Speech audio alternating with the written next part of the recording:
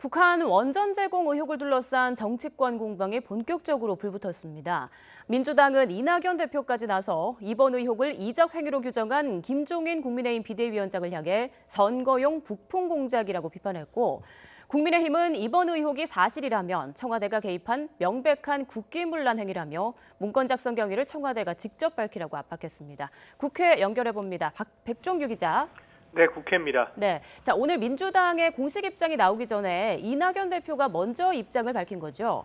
네, 그렇습니다. 이낙연 대표가 오늘 아침 SNS를 통해 김종인 국민의힘 비대위원장을 강하게 비판했는데요.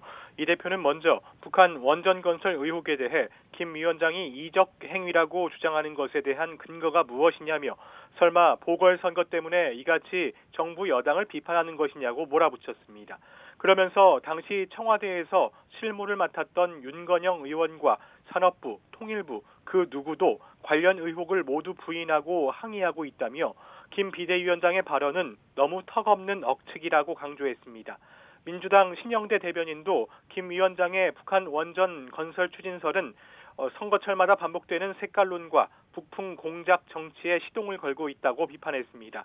신 대변인은 지난 1997년 대선 당시 한나라당 이회창 후보의 총풍 사건과 2012년 대선 당시 박근혜 후보 측의 남북 정상회담록 유출 논란 때와 같이 이번에도 재보선을 앞두고 벌어진 허무맹랑한 공작 정치에 불과하다고 주장했습니다. 이에 국민의힘은 북한 원전 건설 의혹이 사실이라면 명백한 국기문란 행위라고 주장했습니다. 그러면서 청와대가 문건의 작성 경위와 삭제 이유만 밝히면 될 일이라고 맞받았습니다. 윤희석 대변인은 논평을 통해 우리 원전은 폐쇄하고 핵 보유국을 자처하는 북한에 원전을 지어주자는 발상을 어떤 논리로 이해할 수 있겠느냐면서 굳이 문건을 감추거나 삭제한 건 정권 핵심의 의도라고 볼 수밖에 없다고 밝혔습니다.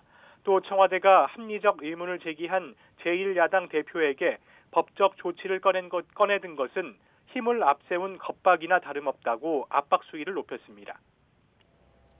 네, 그런가 하면 정의당은 조금 전부터 전국위원회를 진행하고 있는데요. 여기에서 보궐선거 무공천 여부 등을 논의하고 있다고요. 네, 정의당이 조금 전 오후 2시부터 당의 최고 의사결정기구인 전국위원회를 화상회의 방식으로 시작했습니다.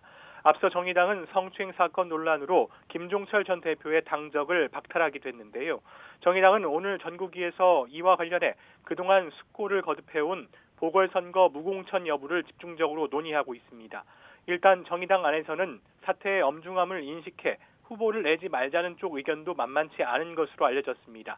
이 문제와 관련해 당 지도부 총사퇴 논의도 진행합니다. 다만 정의당 안에서 지도부가 책임을 지고 총사퇴로 신뢰를 회복하자는 주장과 당의 정상화를 위해 지도부가 역할을 수행해야 한다는 의견이 맞서고 있는 상황입니다. 정의당은 최대한 오늘 안에 전국위원회에서 보궐선거 공천 여부와 지도부 총사퇴 등에 대해 결론을 내린다는 방침입니다. 지금까지 국회에서 YTN 백종규입니다.